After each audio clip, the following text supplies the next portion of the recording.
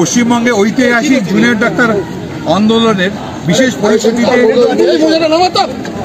Senior চিকিৎসকদের মুখ্যমন্ত্রীর নিকট আবেদন।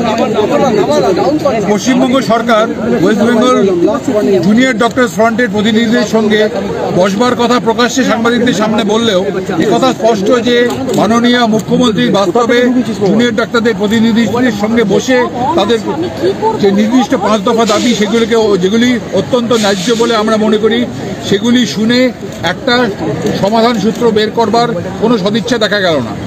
গত 10ই সেপ্টেম্বর এবং 11ই সেপ্টেম্বর পরপর দুটি মেল যা প্রশাসনের কাছ থেকে এসেছিল তার কোনোটিতেই উল্লেখ ছিল না যে মুখ্যমন্ত্রী নিজে আন্দোলনকারী জুনিয়র ডাক্তারদের সঙ্গে বসবেন।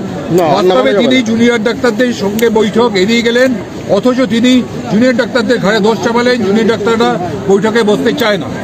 আমরা আশা করেছিলাম দুর্নীতিমুক্ত ও গণতান্ত্রিক পরিবেশ ফিরিয়ে আনার প্রয়োজনে মুখ্যমন্ত্রী জুনিয়র ডাক্তারদের আবেদনে সাড়া দিয়ে বৈঠকে বসতে রাজি হবেন। মুখ্যমন্ত্রী ইতিপূর্বে বহু বৈঠক করেছেন যেখানে লাইভ স্ট্রিমিংয়ের ব্যবস্থা থেকেছে, অথচ আজ যখন জুনিয়র ডাক্তাররা বৈঠকে লাইভ স্ট্রিমিংয়ের আবেদন করছেন তখন মুখ্যমন্ত্রী এড়িয়ে যাচ্ছেন। এর পিছনে কী উদ্দেশ্য কাজ করছে সেটা আমাদের জানা নেই। জুনিয়র ডাক্তাররা অবশ্যই কাজে ফিরতে চান, কিন্তু যখন দোষীরা গ্রেফতার হয়নি এবং প্রত্যেকটা মেডিকেল হাসপাতালেই যেভাবে এখনো হুমকি এবং সিন্ডিকেট চক্রের পান্ডারা বহাল তবিয়তে ঘুরে বেড়াচ্ছে তখন তাদের বিরুদ্ধে কোনো রকম ব্যবস্থা নেওয়ার কথা মুখ্যমন্ত্রীর ঘোষণায় শোনা গেল। উপরন্তু জুনিয়র ডাক্তারদের অবিলম্বে কাজে ফিরবার জন্য ভারতপক্ষে হুমকি দেওয়া হলো এবং সুপ্রিম কোর্টকে রেফার করা হলো।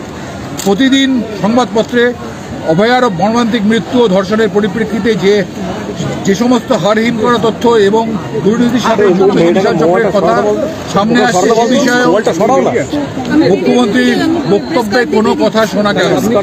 আমরা মনে করি অবিলম্বে মুখ্যমন্ত্রীর পক্ষ থেকে জুনিয়র ডাক্তারদের সঙ্গে বৈঠকের ব্যাপারে সদর্থক ভূমিকা পালন করা প্রয়োজন। আমরা সিনিয়র চিকিৎসকরা জুনিয়র ডাক্তারদের আন্দোলনের পাশে সর্বদাই আছে। যদি জুনিয়র ডাক্তারদের ওপর কোনো রকম শাস্তিমূলক ব্যবস্থা নেমে আসে তাহলে আমরা বাধ্য হব কর্মবিরতির মতো কোনো বড় পদক্ষেপ গ্রহণ করতে।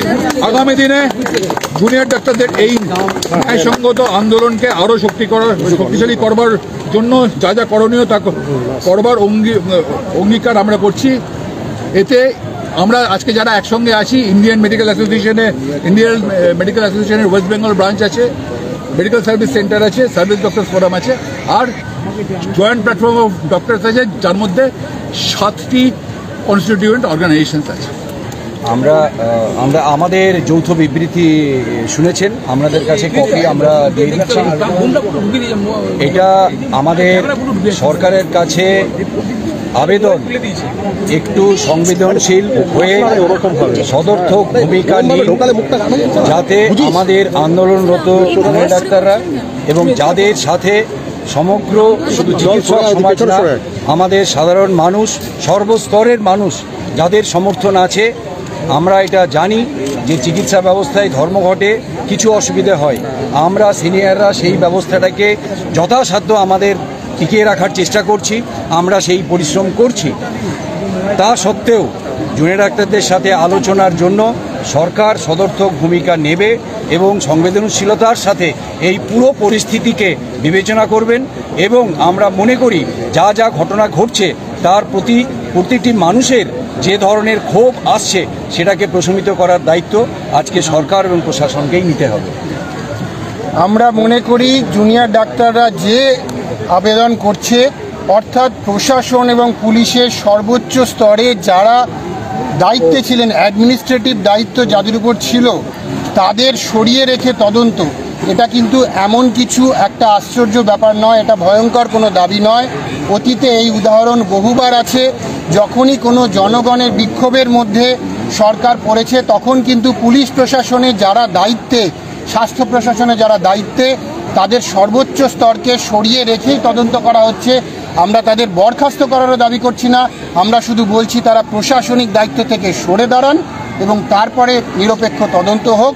যে পরিমাণ দুর্নীতি এবং যে পরিমাণ ক্রাইমের রিপোর্ট আসছে সব জায়গা থেকে, এখনও কিন্তু প্রশাসনের সর্বোচ্চ স্তরে সমস্ত জায়গায় তারাই বসে আছেন।